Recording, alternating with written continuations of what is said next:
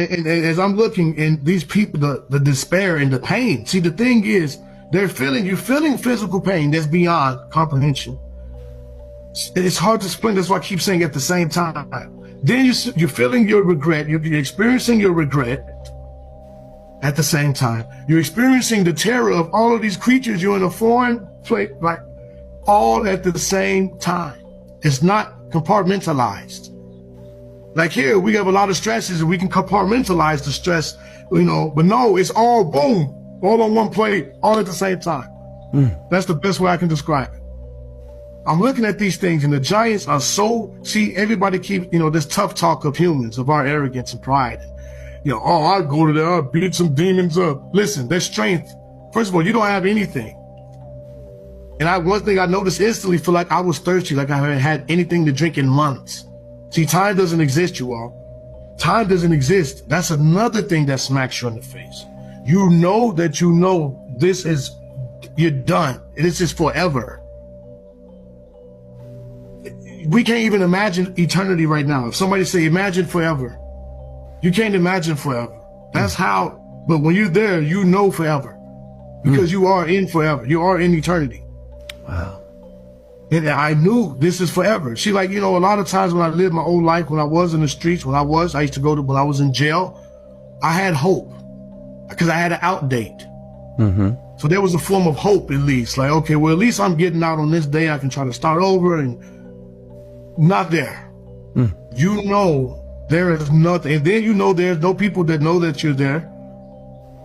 There's no way that you can get a communication to people. You can't say you're sorry to people. You can't all of this at one time is just overwhelming.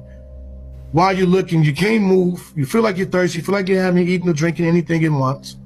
You're looking at some creatures that are so hideous, and also that smell, mostly 80% of it came from them. They stink. They're the most horrible, ugly, grotesque. Hollywood cannot come close. Some of them look a little similar. I see a couple of them that kind of remind me of especially the little ones. Oh, these little ones, the littler demons are so hateful. They hate you so bad. The hate from I call them the little guys, like gremlins. That's why I know a lot of things that are going on in movies and things, they have to be seeing this because some of them are spot on with how some of these things walk. Some of these things walk the way some of these dances are. Some of these popular dances that the young people are doing these days, that's how some of these demons walk. That's how I know it comes from hell itself. Some of this culture. Wow. Yeah. Yeah, it seems like they're in a perpetual state of decay. Oh, horrible. It's so deformed. They're very deformed. They're not, the only ones who I've seen that are so almost humanoid were the giant ones, the big ones. They were proportioned right, arms in the right places, legs, but most of them, their arms, they were highly disfigured. Some of them, they looked like they were doing a moonwalk, like Michael Jackson did when he walked, because their whole torso was backwards. And the way they walked looked like they were gliding. They were so deformed and hideous. Some of them had hair and looked like this reptile. I noticed a lot of the reptile thing, though, from a lot of them, from the way they look, with the scales and the teeth, the facial structures. A lot of them had a reptilian, reptile, crocodile look. Some of them had a lot of look of animals, bears. A lot of them looked like some kind of bear, gorilla-looking creatures that I encountered. And the insects there. Okay, now as I'm looking up, and I can't move. I'm trying to move, and I'm looking up. All of a sudden, I can feel behind me. It's like something walked behind me.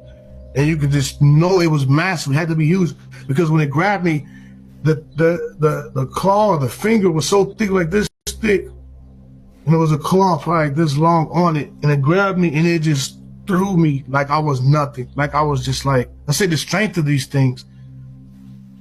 Nobody can do anything. All the tough talk don't count there. You can't do it. Wow. I mean, the way it just threw me, it was just like.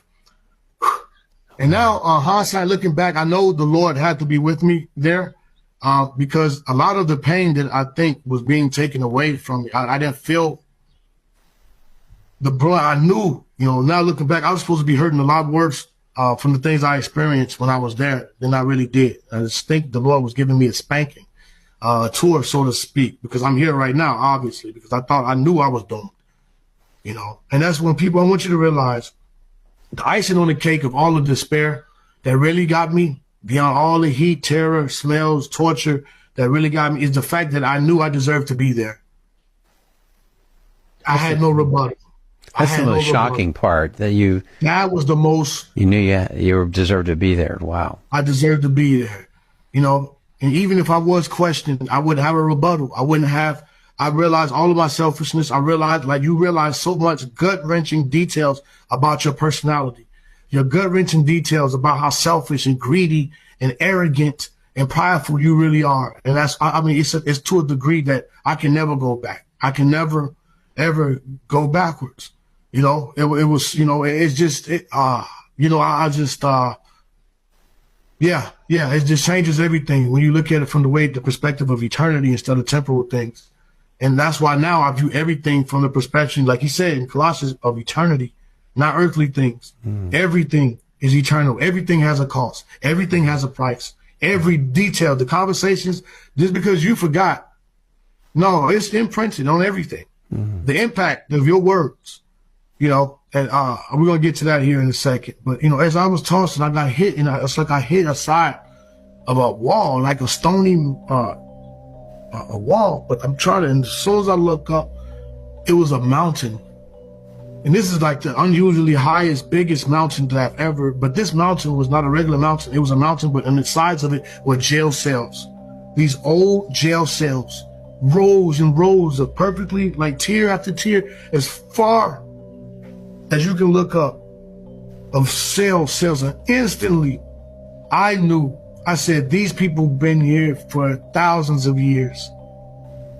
You instantly knew ancientness. You're talking about ancientness. It's an ancientness about those cells and those people in there. And I instantly knew why they were there. They were there because they were witches, warlocks, they were Baal worshippers, baby sacrificers, psychics, you know, mediums who talk to demonic forces, spell, voodoo, everything that you can even think of. People who worship the elements of the earth, you know, like Wiccan and all of this other elemental worship things. I mean, and I knew these people been here biblical, even maybe before biblical days. The ancientness of these people in there, and the anger.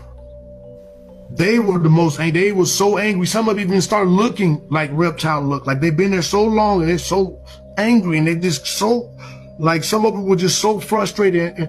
And I want to remind everyone, that's why you got to watch your words, because when I was in a spiritual body, the demons had their own language.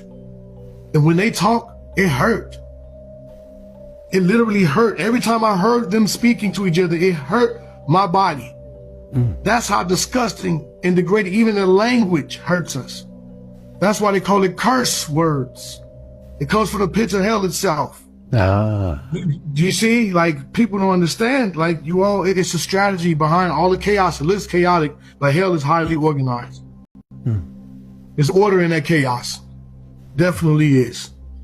Wow. But like I was saying, these people that have been in there, I mean, everything. And I've known, like, people who made it worse for these people who were in those cells, they were in there because they not only were sinful themselves, but they made others fall and stumble.